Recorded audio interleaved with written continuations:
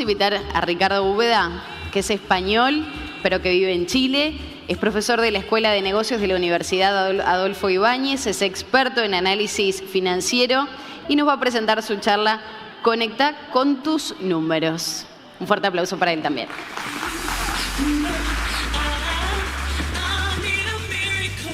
Bueno, buenas tardes. Mi nombre es Ricardo Úbeda, soy el director de los MBAs en la Universidad Adolfo Ibáñez. Soy español, hace 7 años que vivo en Chile. Supongo que mi acento es más parecido al de Mónica que al de los chilenos. Y yo supongo que ustedes en el postre debían estar pensando qué bueno que vamos a ver números después del almuerzo. Es lo que te apetece, es las ganas de hacer un balance, cerrar un estado de resultados, ¿verdad? Calcular un IVA. Es lo que le pide el cuerpo a uno después del almuerzo. Y hablaré con la organización. Vamos a ver los números, el por qué los usamos mal, y vamos a ver por qué los números al final nos hacen sus esclavos. Normalmente el número está al servicio del negocio y no el negocio al servicio del número. Y suele suceder que en los números suele partir allá por el mes de septiembre una fiesta que es increíble, que es la fiesta de los presupuestos. Allá por el mes de septiembre empieza el proceso presupuestario y el proceso presupuestario es algo que nos toma 3 meses de tiempo. Y es algo que aporta mucho valor al negocio, que nos encanta hacer, que queremos hacerlo en grupo y que lo hacemos con un equipo. Y en el equipo siempre hay uno que desaparece, ¿cierto? Siempre hay otro que dice que ayudará pero no lo hace. Aparece uno que ni está ni ganas de que esté, ¿verdad? Y finalmente hay uno que acaba haciendo el presupuesto. Los que no estén familiarizados con el presupuesto, les explico cómo se hace. Miren, ¿ven dónde está el cuadrito verde? Ahí. Si ahí ponen el mouse y arrastran 2 columnas, hacen el presupuesto de los 2 siguientes años. Y si quieren el de los próximos 5 años, arrastran 3 columnas más y pueden tener el presupuesto de los 5 años. Entonces, fíjense que en esta época, desde septiembre hasta diciembre, estamos haciendo presupuestos, haciendo los números, subiéndolos, bajándolos. Y esto del presupuesto es algo que es bastante enfermizo y es síntoma de que la organización se está convirtiendo en burocrática. Los presupuestos no sirven para gestionar. Los presupuestos no se gestionan. Los presupuestos son caca. No sirven para nada. Entonces, fíjense, o sirven para bien poco. El tema es que el presupuesto normalmente uno lo discute, lo habla, lo recontrahabla, lo suma, y en ese momento se sube al gerente general y el gerente general dice hay que bajar los gastos. Y tú dices, puta madre que sabe este hombre, qué genio, por Dios que le paguen el bono. Y luego te dice, y hay que subir los ingresos. Dices, fantástico, ya que le paguen el bono, por eso es gerente general, porque dice cosas inteligentes. A nosotros nunca se nos hubiese ocurrido poder hacer una cosa así. Y los presupuestos vuelven a bajar a las áreas y las áreas empiezan a pelear por quién tiene más presupuesto. Tener presupuesto es equivalente a tener poder. Y entonces empiezan los cuchillazos por la espalda, las luchas de pasillo. Al de marketing le diste más presupuesto que a mí, yo te pedí 3 personas, no me las diste, ¿por qué sucedió esto? Y durante 2 meses más nos peleamos y sobre todo se consigue algo muy importante, y es que cada área trabaje como un silo con su presupuesto y que su presupuesto sea de su propiedad y que nadie más toque ese presupuesto. Y ese es el objetivo del presupuesto. Y una vez ya nos hemos peleado y hemos hinchado el presupuesto adecuadamente, nos lo aprueban. Y cuando nos lo aprueban empezamos a gastar. Y gastamos. Y gastamos. Y gastamos. Y cuando llega el mes de septiembre del año siguiente, si no gasté todo el presupuesto, ¿qué hacemos? Lo gastamos. ¿En qué? Da igual. Reventemos el presupuesto porque si no el año que viene me lo cortan. Es decir, tenemos una herramienta que no se conecta con el negocio y tenemos una herramienta que no me ayuda a ahorrar, sino que provoca que acabemos gastando bastante más. Y esa es la primera aproximación que tenemos con los números normalmente en cualquier negocio, en cualquier área, el proceso presupuestario. Y es bien curioso el proceso presupuestario porque adivina todo lo que sucederá en el año que viene. Porque el proceso presupuestario además es algo que se vincula a mi bono y me pagarán si consigo el número. Y para conseguir el número uno hace cualquier cosa, sea legal o ilegal, ética o no ética, pero el número se consigue, por supuesto que se consigue. Y la segunda vez que vemos los números, o la segunda vez que estamos en conexión con los números, suele ser allá a mitad de año o allá a final de año, cuando vamos al contador.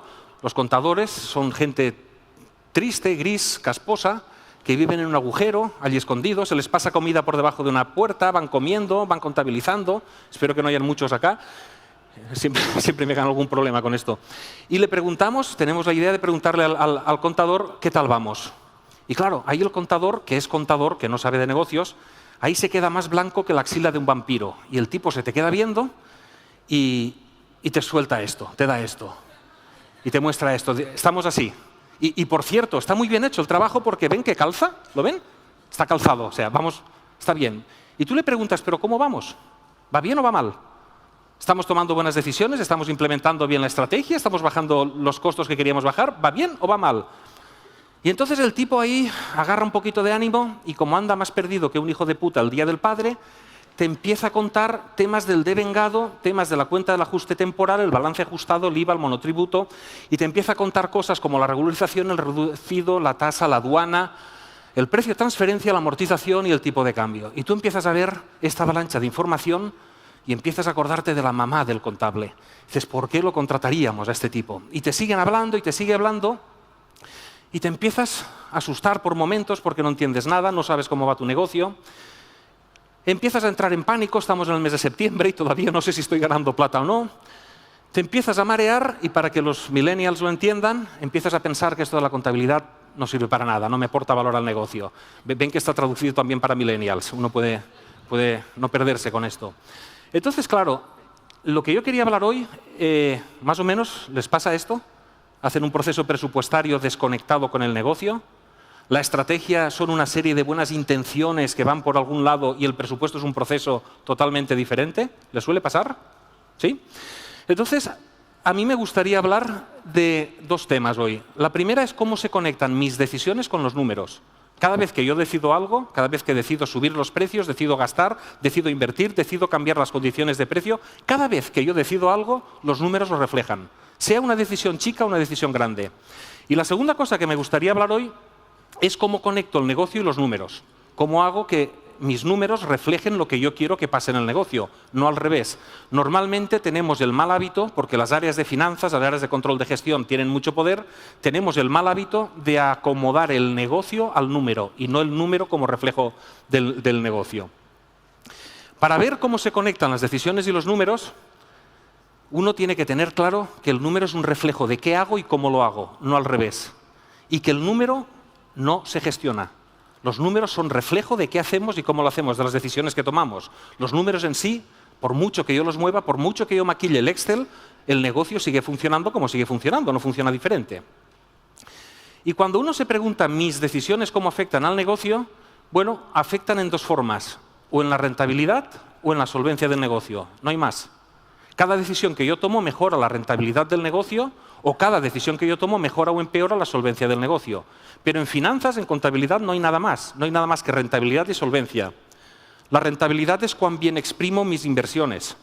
La solvencia es si genero plata a tiempo para poder hacer frente a mis pagos. Y cada una de las decisiones que tomamos afecta a una de estas de las dos. Entonces, como soy profesor, no me pude resistir a traerles un examen, una prueba, que es lo que hacemos los profesores para que nos aumente el ego, sobre todo cuando reprobamos a los alumnos. ¿Qué es más importante, la rentabilidad o la solvencia? Esto es como preguntar a quién quieres más, a tu esposa o a tu amante. Uno que responde. Bueno, no respondan, que se pueden meter en un lío. ¿Qué es más importante?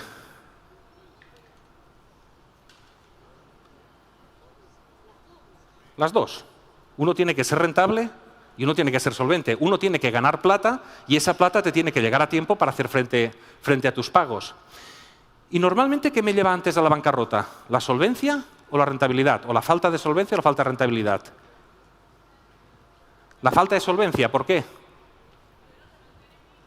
Porque no estoy vivo, no puedo hacer frente a mis pagos más inmediatos. Mientras uno sea solvente, aunque no sea rentable, mientras no lo vea el banco, ¿verdad? Uno puede seguir tirando de la cuerda y la falta de solvencia es lo que normalmente nos hace caer. ¿Qué es la rentabilidad? Ustedes van por el campo, ven una vaca y suponiendo que no tiene ningún tipo de perversión, compran la vaca pues para hacer leche, ¿sí? Y nos dicen que la vaquita cuesta como 25.000. Un número, dólares, pesos, lo que ustedes quieran. ¿La compramos o no? Sí, me cayó bien la vaca, me gustó, ¿verdad? Y no tengo animal de compañía en casa, me la llevo, dormirá en la cama conmigo, etcétera, etcétera. ¿La compramos? Bueno, para comprarla uno tiene que ver cuánto valdrá la leche que va a vender, ¿no? Y cuánto me costará operar la vaca. Y me están diciendo que después de pagar el pasto, el veterinario, los salarios, la depreciación de la vaca, supongamos que acabaré ganando 2.500. Es decir, que esta vaca genera un 10%. ¿Es rentable o no? ¿No? ¿Sí? ¿10% es mucho o es poco? Imagino que está bajando la hamburguesa todavía, pero ¿mucho o poco? 10%.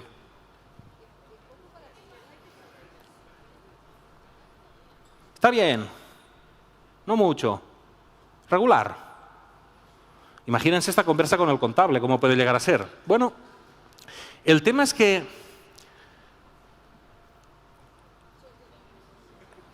¿es mucho o es poco? ¿Y de qué depende? De otras opciones que tenga de inversión, pero antes que de otras opciones que yo tenga de inversión y dónde pudiera poner la plata, en negocios legales, negocios ilegales, la plata la puso alguien, la persona más importante en sus vidas.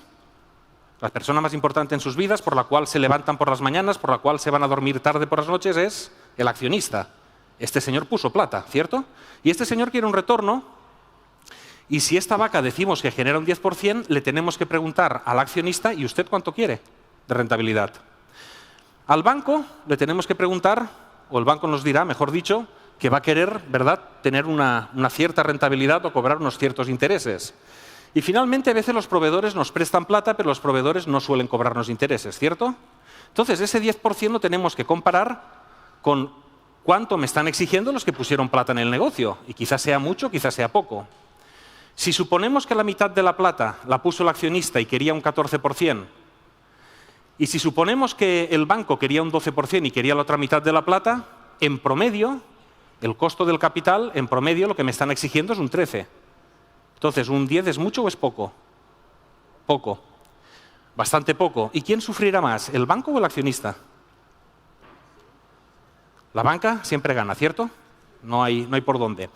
Entonces, fíjense que cuando uno piensa en términos de rentabilidad, uno, cuando toma una decisión, afecta a los ingresos, afecta a los márgenes, afecta a los costos, afecta a la inversión en activos fijos, afecta a la financiación y también afecta a algo muy importante que a veces no es tan tangible, que es la reputación de la marca o la reputación del negocio.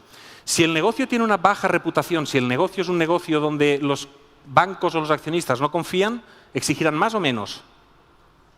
Bastante más, ¿no? Por lo tanto, las decisiones que tomamos suelen afectar a la rentabilidad por la vía de los ingresos, por la vía de los gastos, por la vía de la financiación y por la vía de las inversiones. Entonces, traducido de nuevo para millennials, sé que hay muchos, el negocio va mal, esto no es rentable. Y tarde o temprano el accionista se cansará. Por lo tanto, cuando yo tomo una decisión, empiezo a pensar por lo menos en 3 o 4 dimensiones. Uno empieza a pensar en términos de ingresos, ¿qué me aportará esta decisión? En términos de gastos, ¿qué me aportará esta decisión? En términos de inversión, ¿qué me aportará esta decisión? Y en términos de riesgo, ¿qué me aportará esta decisión? Porque en función de esto estaré aportando la rentabilidad o no. Vender es malo, es muy malo. Y no vender es peor. Y vender es malo porque a veces vendemos a costa de cobrar más tarde, a costa de hacer descuentos, a costa de venderle a clientes que no son fiables. Y todo eso repercute en que el rendimiento de mis inversiones cae y repercute en que la exigencia del capital cada vez se vuelve más elevada. El segundo tema es la solvencia. La solvencia lo que me dice es si yo tengo la plata a tiempo para hacer frente a mis gastos o la plata no llega a tiempo para hacer frente a mis gastos. El 17 de noviembre de 2017 tenía esta moto, me encanta andar en moto como a Mónica, y yo no las vendo tan bien, a mí me la robaron. La tenía en la calle y alguien se la llevó, la robó. Y entonces yo con todo el dolor de mi corazón a la mañana siguiente me fui a otro concesionario y dije no hay problema, agarro la tarjeta de crédito, compro la moto, la pago y qué problema puede haber, ¿verdad? ¿Cuál puede ser el tema? Porque yo esperaba que el seguro me pagara de inmediato la moto, pago con la tarjeta, con el dinero de la tarjeta pago la moto, mi esposa no se entera y aquí ni me robaron la moto ni pasó absolutamente nada. ¿Buena idea o no? No, ¿verdad? No tiene muy buena pinta. Luego les explicaré por qué estoy divorciado. Entonces, ¿qué me dijo mi esposa? Y nunca estudió finanzas. ¿Qué me dijo?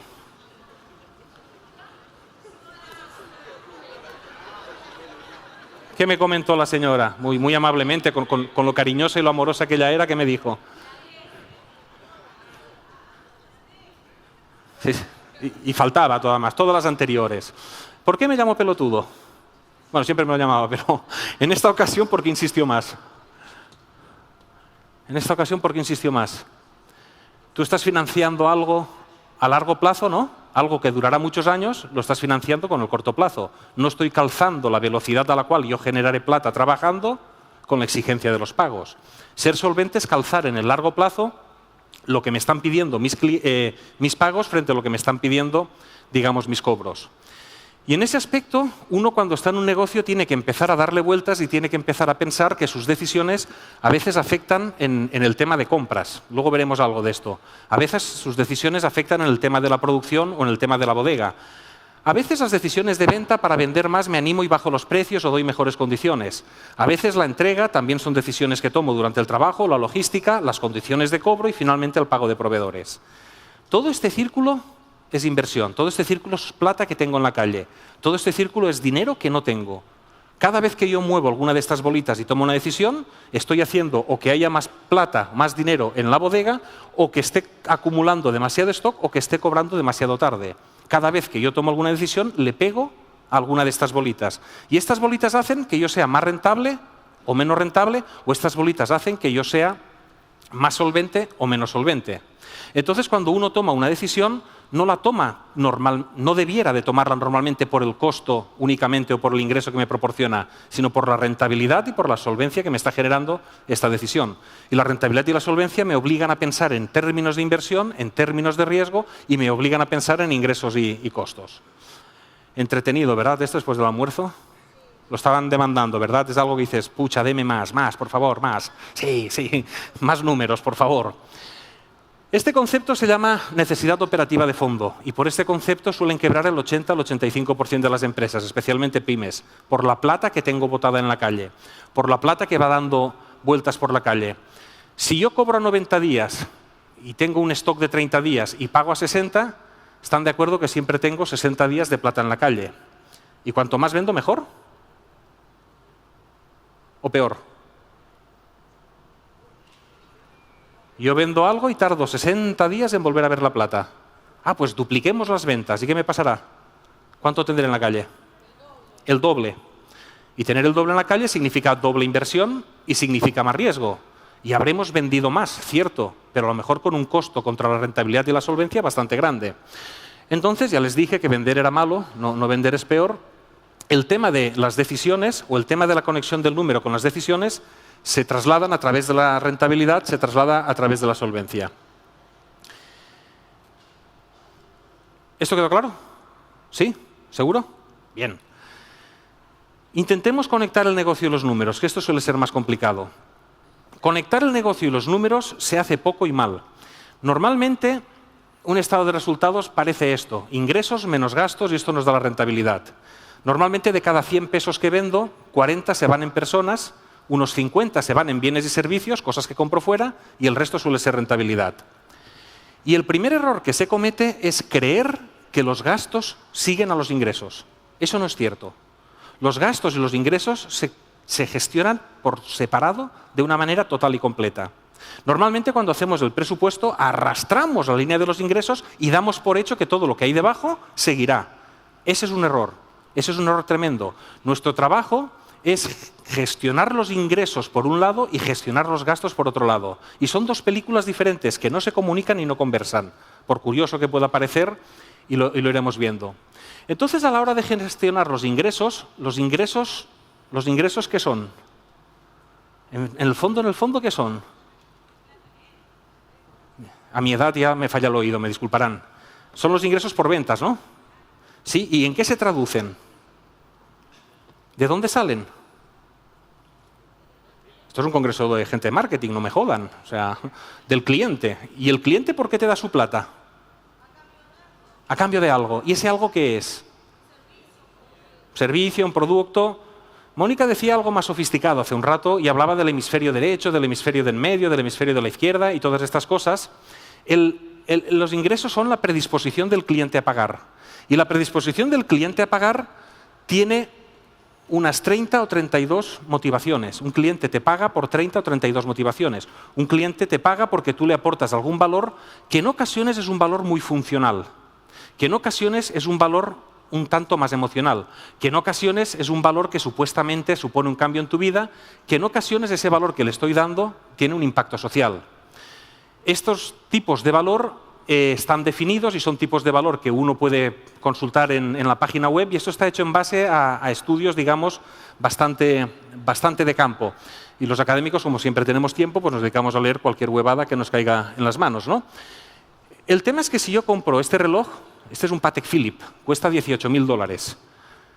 ¿Qué estoy comprando? La marca es Patek Philippe, ¿no? Y uno va por la calle mostrándolo, que se vea bien que es Patek Philippe, no, que se note, ¿no? ¿Y por qué estoy dispuesto a pagar $18.000? Porque yo cuando agarro mi celular y yo veo la hora. O sea, ¿por qué pagaríamos $18.000 por ver la hora? ¿Viviremos más? ¿Nos hará más felices? Estatus, bien, me está vendiendo algo vinculado, ¿verdad?, a lo emocional, vinculado. Yo me estuve comprando unos 15 de estos relojes para regalar a amigos y regalar a conocidos, y es broma, y entonces el señor de la tienda te explica que el reloj no es tuyo, que ese reloj tú lo compras para tus hijos y tus nietos, que eso es algo que tú estás dejando en herencia y tú eres el que cuida ese reloj. Entonces es algo tan valioso, involucra a tus hijos, involucra a tus nietos y te dice que simplemente lo que estás comprando es una joya que durará generaciones. Entonces me está vendiendo algo que lo que me está dando es un sentido, digamos, de cambio de vida hacia mis herederos. Los herederos lo acabarán vendiendo por droga o por alcohol, pero bueno, al fin es problema suyo, ¿verdad? Así está la juventud. Pero claro, si me está vendiendo algo tan importante como la herencia de mis hijos y mis nietos, ¿cuánto estaré dispuesto a pagar por esto? ¿Mucho o poco? Mucho, ¿no? Pagaré los $18.000 y saldré contentísimo de la tienda. Puta, qué negocio hice hoy. He comprado un reloj por $18.000. El reloj marca la hora, nada más. No es electrónico ni nada, o sea, te dice la hora, poquito más.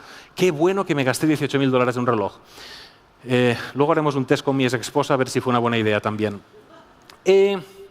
Entonces, claro, si yo tengo propuestas de valor por acá arriba, ¿la predisposición a pagar es mayor o menor? Mayor, ¿no? Mucho mayor. Si yo tengo propuestas de valor vinculadas al ahorro de tiempo, vinculadas a generar dinero, a reducir costo, vinculadas a calidad, si yo tengo propuestas de valor muy vinculadas a lo funcional, el precio a pagar será menor. Entonces los ingresos se gestionan de la propuesta de valor que yo estoy generando. Los ingresos no vienen del mercado, los ingresos no vienen de la competencia, los ingresos vienen de posicionarme bien con una propuesta de valor lo más concreta posible.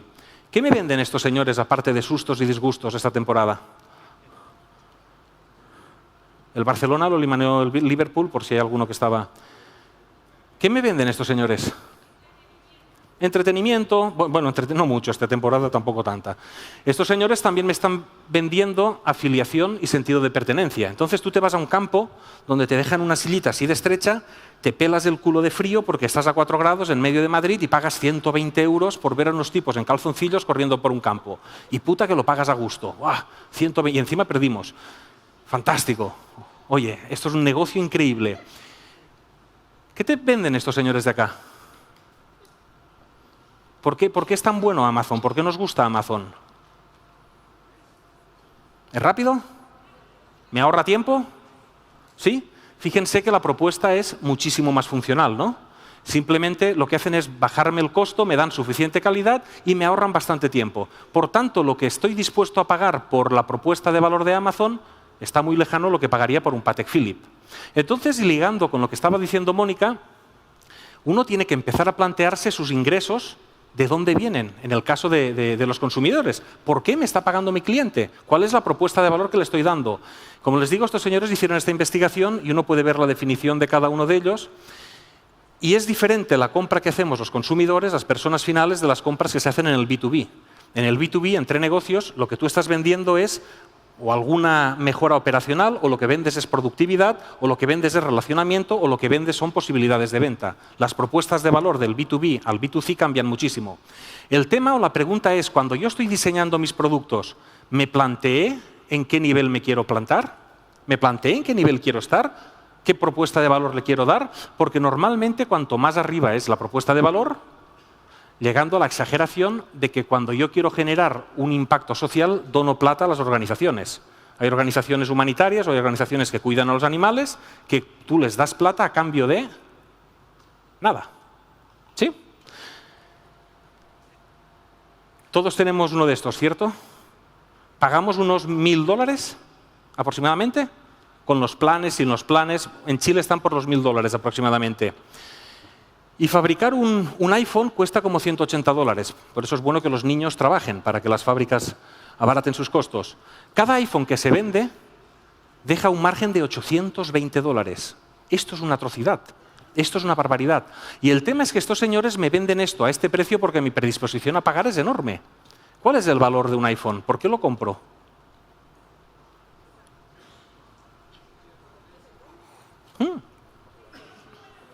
Saca muy buenas fotos. Bien. ¿Y por qué más lo compro? Rapidez. No le entran virus. Es sencillo de manejar. Dicen que tiene un diseño bonito. Es decir, estos señores se salen de lo funcional para irse, digamos, más a lo estético, más a lo emocional. Y hay otro mundo muy diferente que son los gastos. Los gastos son algo que son totalmente independientes de los ingresos y que no tienen nada que ver. Y que el contador o el gerente general o el gerente de finanzas se empeña, se encabrona en atarlos y se empeña en seguirlos en el mismo, digamos, en el mismo presupuesto. Los gastos salen de cómo armé la propuesta de valor para poder entregar lo que estoy entregando. Los gastos salen de qué procesos y qué inversiones hice, qué sistemas de información ocupé y qué estructura estoy ocupando. Y en base a esto te van saliendo los gastos que necesitas, porque no todos los gastos son iguales. Fíjense que hay gastos que son importantes para mi negocio. Hay bienes y servicios que compro que son importantes para mi negocio, porque compro mucho volumen, porque me diferencian, porque le dan mejor aspecto a mi producto, porque permiten acercarme más al cliente. Y hay cosas que estoy comprando que no le pegan al negocio. Da igual cómo las compre, mi cliente no me pagará más por esto. ¿Sí? Y hay mercados de proveedores donde hay pocos proveedores, o los proveedores son muy grandes, o el proveedor tiene una patente, o el proveedor no quiere trabajar conmigo, o el proveedor resulta que está más enfocado a otro sector.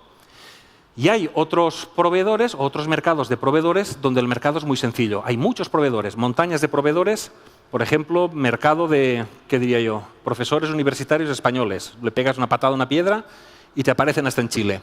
Entonces, según lo que esté comprando, según el gasto que esté teniendo, fíjense que hay cosas que compro que son importantes para mi negocio y que además hay pocos proveedores capaces de hacer esto. Son cosas que me aportan innovación, que me aportan productividad, son cosas que me diferencian. ¿Qué haré con estos proveedores? ¿Me los cago a pedos? ¿Se dice sí, no, aquí? Sí, bien. No. ¿Me los cago? No sé cómo lo traducir la chica, pero bueno, ¿me los cago a pedos? ¿Qué hago con los proveedores estratégicos? ¿Los invito a cenar? ¿Salgo con ellos? ¿Nos ponemos de acuerdo? ¿Establecemos relaciones win-win? ¿Intento entender a él cómo le va y cómo le va conmigo para que entre los dos generemos negocio? ¿Puedo hacerlo esto? ¿Es conveniente? ¿Sí? Hay otros gastos que no le importan al negocio y además hay muchos proveedores. Estos son gastos que son no críticos. Son gastos donde yo tengo productividad en los procesos. Por ejemplo, el material de oficina. Da igual cómo lo compres. El material de oficina, por muy bien que lo compres, no sucederá nada. Hace poco estuvimos trabajando en una cadena de hoteles española, no diré el nombre para proteger a Sol Meliá, y resultó que los señores nos dimos cuenta que tenían 18 tipos de papel higiénico. 18 referencias diferentes de papel higiénico, que compraban a 11 proveedores diferentes. Pero los culos son todos iguales, son así redonditos, con una rajita en medio, y el papel higiénico es papel higiénico. Si tú tienes 18 tipos de papel higiénico, ¿estás consiguiendo qué? Primero que tienes que contratar a un catador de papel higiénico, pero aparte que vaya probando el... Pero, ¿qué estás consiguiendo si tienes 18 tipos de papel higiénico? ¿Estoy ahorrando? ¿Estoy bajando los costos? ¿Estoy agrupando volumen? ¿Tengo capacidad de negociación? Pues estos suelen ser algunos de los gastos que uno tiene que externalizar o eliminar. Hay otros gastos que solo me meten en líos. Hay otro tipo de gastos que hay pocos proveedores, estos proveedores se conocen entre ellos, el mercado está, digamos, carterizado o hay un oligopolio, o el proveedor tiene mucho poder o no quiere trabajar conmigo y además para el negocio no me importa. Dicho de otro modo, si lo compro muy bien, no pasa nada. Si lo compro mal y me equivoco, dejo un problema dentro de la empresa, dentro del negocio. Acá lo que gestiono es el riesgo y le pago muy puntualmente al proveedor, intento abrir el mercado de proveedores, intento ir a buscar nuevas soluciones tecnológicas para lo que estoy comprando, intento salirme de este. Y finalmente están lo que son los proveedores, donde son importantes para el negocio, pero hay muchos. Y acá es donde puedo generar grandes ahorros. Pero los gastos no se gestionan junto con los ingresos, sino que los gastos, en función de qué me aportan al negocio y cómo es el mercado de proveedores, los gestiono de una forma o los gestiono de otra. ¿Sí o sí? Bien. Este es el ejemplo de una empresa constructora que estuvimos trabajando en Chile. El tamaño de la bola lo que me dice es el importe de lo que es el gasto. Fíjense que el hormigón, los morteros y los áridos es un gasto estratégico, es un gasto muy importante, es un gasto que para el negocio, obviamente, pues, depende de ello. Y en Chile hay pues 3 productores de hormigón, que por supuesto no se coludieron, evidentemente que no se les ocurría en la vida, ¿verdad? Entonces, para ellos, el hormigón es algo que es completamente estratégico. Y me tengo que poner de acuerdo con el proveedor, y tenemos que ganar plata los dos. Y resultó que la mala planificación de la constructora hacía que cada vez que llegaban 6 camioncitos de hormigón, los 2 últimos, el señor de la obra, los parara y les dijera: no, estos camiones llévatelos porque, la verdad, ya tengo suficiente hormigón. No los necesito. Claro, reciclar 2 camiones de hormigón, tener 2 camiones sin vender durante todo el día es un sobrecosto enorme. ¿Qué pasa si te paso muchísimo mejor, digamos, mi planificación? Lograré que tú ahorres costos, lograré que yo ahorre costos. Hay proveedores con los cuales tengo que colaborar, tengo que trabajar, me aportan valor. Hay otros, no se ve acá, está detrás de esta bolita, que son proveedores que suponen un riesgo. Y acá dentro estaba todo el tema de equipos de protección personal, los cascos, los guantes, las botas. ¿Esto es un mercado complejo, difícil, donde hay pocos proveedores? No, es un mercado donde hay proveedores por todas partes. Pero si yo lo que empiezo a comprar, lo empiezo a comprar con el criterio del que está comprando y no con el criterio del negocio, me acabo metiendo en problemas yo solo. Acá sucedió que habían 3 maestros de obra que la bota les rozaba un poquito el pie. Ustedes saben que los maestros de obra son como bailarinas de ballet, gente delicada, fina, con una piel, ¿verdad? Y el tipo le rozaba un poquito la bota, el pie, la punta del pie, y entonces se fue a hablar con recursos humanos y se fue a hablar con los de calidad y se fue a hablar con el sindicato. Y llegó el del sindicato diciendo cómo es posible que las botas le rocen un poquito la punta del pie a este señor. Y el de recursos humanos dijo: no hay problema, yo voy a solucionar esto. Entonces se puso a buscar proveedores y apareció un proveedor que, cuando vio todo esto, apareció un proveedor que dijo: yo te voy a armar unas botas y te las voy a hacer de piel de prepucio de unicornio con el nombre del trabajador, con una doble lengüeta en el color que ellos quieran y firmadas por Messi. Yo te voy a armar esa bota. Y el de recursos humanos y el sindicato y el de calidad dijeron: puta, qué buena bota. Puta, qué buena compra acabo de hacer. Esto es comprar, por Dios. Entonces el proveedor les dijo: sí, pero ¿saben qué va a pasar? Que como yo voy a hacer este esfuerzo por ustedes, voy a armar una plataforma en su sistema para que ustedes compren directamente en mi plataforma y no se preocupen de nada. Entonces, claro, este tipo se metió acá sin serlo. Si la decisión del gasto yo la dejo en las diferentes áreas y la decisión del gasto no la discuto cuál aporta valor y cuál no, ¿dónde sospechan que acaban todos los proveedores? Todos los proveedores, que todos son especiales. Por acá, ¿no? Todos acaban metiéndose acá porque todos son diferentes. Los proveedores se dedican a explicar lo diferentes que son. Y entonces lo que consigues con este tipo de política, por decirlo de una forma muy elegante, lo que consigues es como cuando vas al proctólogo, ¿verdad? Y consigues que te hagan una proctología, pero sin anestesia, sin vaselina y hasta sin manos. Se te meten todos los proveedores por acá y te acaban obteniendo todo esto. ¿Dónde les gustaría tener todos sus gastos? ¿En qué cuadrante? Por acá, ¿no? Entonces, claro, a mí me gustaría tener en este lado de acá todos mis proveedores, porque me gustaría que mis proveedores hubieran muchos y que además comprara grandes volúmenes para que me afectaran al negocio. A mí me gustaría tener los proveedores acá dentro. Me gustaría tener a mis gastos acá dentro. La pregunta es: ¿quién decide dónde van estos proveedores? ¿Quién decide dónde van los gastos? O la pregunta un paso más atrás es: ¿quién decide sobre los gastos? ¿Quién es el gerente de los gastos en su compañía? ¿El contador? ¿El dueño? ¿El controller? ¿El financiero? ¿Todos y nadie? Están de acuerdo que de los ingresos se encarga el de ventas, ¿no? El de marketing es responsable de los ingresos, lo señalan, le apuntan y le dicen. Pero de los gastos no hay responsable. Todo el mundo tiene su presupuesto, aquel que hacíamos arrastrando varias columnas, y todo el mundo tiene sus proveedores porque necesito que lo que yo compro, que solo este proveedor me lo puede dar, y al final acabamos con una colección de gastos acá dentro. Y al final acabamos que cada vez que tiramos de los gastos, de los ingresos, los gastos empiezan a seguir y empiezan a seguir y empiezan a seguir. Entonces la pregunta es, cuando hacemos el presupuesto, ¿nos planteamos si los gastos nos aportan al negocio y a la propuesta de valor o no nos lo planteamos? Si yo lo que estoy haciendo es un presupuesto arrastrando data histórica, acabo acumulando ineficiencia sobre ineficiencia, ineficiencia sobre ineficiencia. Si yo quiero conectar los gastos al negocio, empiezo a entender qué gasto me aporta qué. Y con todo esto llego a que al final, mi propuesta de valor, mi gestión de ingresos y mi gestión de gastos me acaba dando una forma de ganar plata, o margen o rotación, no hay mucha más. Todos ubican las marcas de automóviles, ¿cierto? Esto es lo que, el margen bruto las ventas que obtuvo Ferrari, estas fueron las ventas de Honda, ¿sí? Y esto fueron el resultado operacional de uno y el resultado operacional del otro. ¿Quién ganó más? La pregunta tiene trampa. ¿Quién ganó más? ¿Quién fue más rentable? ¿A quién le fue mejor? Ferrari, de cada 100 pesos que vende, se queda un buen porcentaje, ¿no? Y Honda, de cada 100 pesos que vende, se queda muchísimo menos porcentaje. ¿Prefieren vender Ferraris o Hondas? ¿Seguro? Es fácil vender un Ferrari, ¿verdad? Uno sale a la calle, busca políticos, delincuentes y gente parecida, ¿verdad? Y se pone a vender. Pero claro, nosotros decimos que de cada 100 pesos que vende Ferrari, 18 van al bolsillo. De cada 100 pesos que vende Honda, 5 van al bolsillo. ¿Sí? El tema es cuántos Honda se venden en el mundo respecto a la inversión que hice y cuántos Ferrari se venden. ¿Cierto? Y ahí es donde cambia. Si yo veo el nivel de ventas que tengo respecto a la inversión que hago en la vaca, cuánta leche vendo respecto a la leche que tengo, fíjense la rotación de Honda. Por cada peso que invierto en activo logro unas ventas de 2,2. Por lo tanto, al final, la rentabilidad es bastante pareja.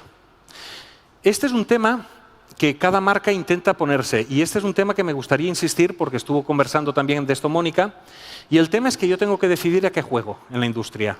Si no defino a qué juego, no ganaré plata.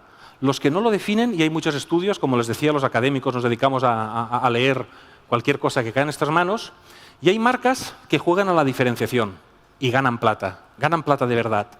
Y hay marcas que juegan a ser el auto más barato o a ser lo más barato y ganan plata de verdad porque le dan a la rotación. Y hay marcas que se van a segmentos muy específicos, muy particulares y ganan plata de verdad. Y hay marcas que van a segmentos específicos también con otro posicionamiento no tan sofisticado, no tan diferenciador y también ganan plata de verdad. Si mi propuesta de valor es clara y la ejecuto bien, gano plata. Y eso me lo dicen mis ingresos y el manejo que yo hago de los gastos.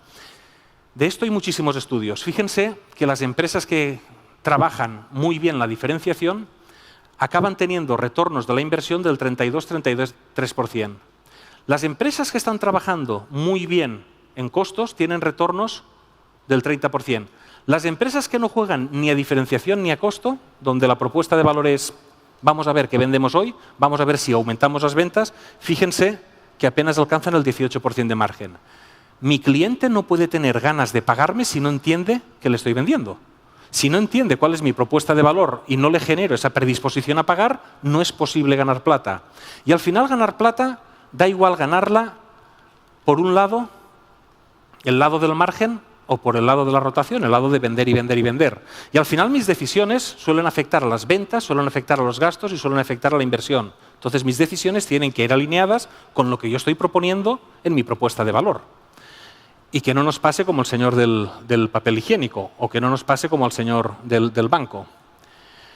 Entonces, en todo esto, uno puede seguir haciendo de manera clásica los presupuestos o uno puede empezar a repensar los presupuestos y hacerlos de otra manera, empezar a ver los números de cómo se van acomodando al negocio en base a lo que voy necesitando. Y uno puede empezar a simplificar los presupuestos y empezar a entender los gastos que me aportan o que no me aportan. Este ya sería Dalí, que ya se le fue un poquito la cabeza, ¿verdad?, en las meninas. Y esta sería una versión más moderna, digamos, de lo mismo. Es decir, cuando uno está armando los números, lo primero que tiene que armar, digamos, es el negocio, la propuesta de valor. ¿Qué voy a vender? ¿Por qué me van a pagar? Y aquellos triángulos de Bain sirven mucho, lo hemos utilizado en bastantes empresas, sirven mucho para explicar, para decirte por qué te paga el cliente y a qué le voy a apostar y a qué no. No le puedo apostar a todo. De aquellas bolitas que veíamos, le puedo apostar a 3, a 4, a 2, pero bien. Y el resto me olvido. La estrategia y la propuesta de valor es decidir qué no voy a hacer. No tanto qué voy a hacer, sino qué no voy a hacer. Y eso me lleva a que mis procesos de inversiones serán unas o serán otras. ¿Están de acuerdo de que el presupuesto que tiene Ferrari en diseño es mayor proporcionalmente que el presupuesto que tiene Honda? Están vendiendo cosas diferentes.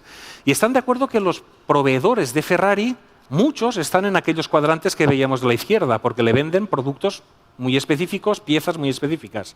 Y también están pensando que Honda tendrá, o Chery tendrá muchos proveedores en este otro lado. El tema es que mis procesos y mis inversiones son lo que sustentan mi propuesta de valor. Y la cultura que tenga dentro de mi empresa es lo que sustenta que esto funcione. Y todo esto se basa en sistemas de información, en una estructura organizativa y en cómo gestiono mis personas. Y todo esto es lo que hace que yo tenga ingresos, que tenga una propuesta de valor, que sepa el por qué o qué predisposición tiene un cliente a pagarme. Pues muchas gracias por su tiempo. Espero que no haya sido muy pesado.